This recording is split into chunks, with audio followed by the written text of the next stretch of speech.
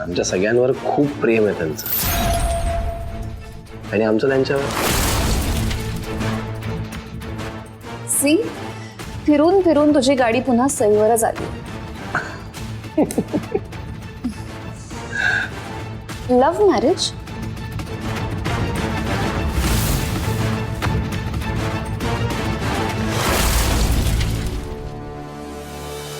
खरं तर love marriage पेक्षा तुम्ही फ्रेंडशिप मॅरेज म्हणू शकता. ऍक्च्युली आमचं लग्न ना खूप असं अचानक झालं. आम्हाला पण आयडिया नव्हती असं काही होणार आहे म्हणून.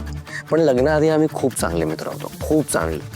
आणि आय गेस म्हणूनच आज आम्ही खूप चांगले चांगले पार्टनर्स पण होऊ शकलो. काय ऐरिनी आहे ना. आय मीन सी, आपण पहिल्यांदा कुठल्या तरी व्यक्तीला भेटतो आणि तेव्हा आपल्याला आयडिया पण नसते की ही व्यक्ती पुढे जाऊन आपल्या आयुष्यात इतका इम्पॉर्टंट रोल प्ले करणार आहे. किती भारी आहे ना हे सगळं. ते गॉड्स गिफ्ट वगैरे म्हणतात ना, सही तशा आहेत माझ्यासाठी. God's gift. खूप स्पेशल.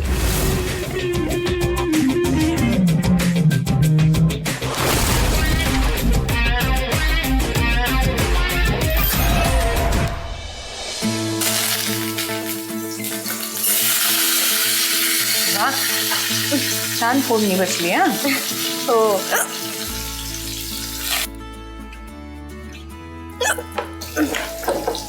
अगं सई, इतकी उचकी लागलीये तुला. हो ना. हो ना. काय हे घे, पाणी घे आधी आणि पी. थँक्यू.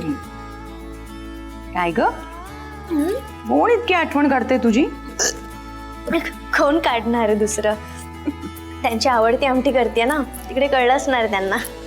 हो, पण ती आमटी खायला तो यायला हवा ना. काय म्हणाला, कधीपर्यंत पोहोचतोय? आई, त्यांनी सांगितलं नाही आणि मी पण नाही विचारलं. उगाच माझ्यामुळे घाई नको ना. हो आई, आज यांना ऑफिसमधून यायला उशीर होणार म्हटल्यावर हे बाहेर जेवणार ना.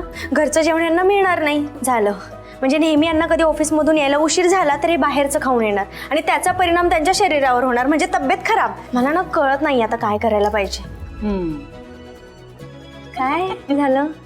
तुम्ही दोघं पण ना एकमेकांशिवाय जरा करमत नाही तुम्हाला. असं काही नाही. असं काही नाही का? दिसतंय ते. किती एवढी काळजी ग बाई. इथे तुला उचक्या लागतायत आणि तिथे त्याला उचक्या लागत असणार.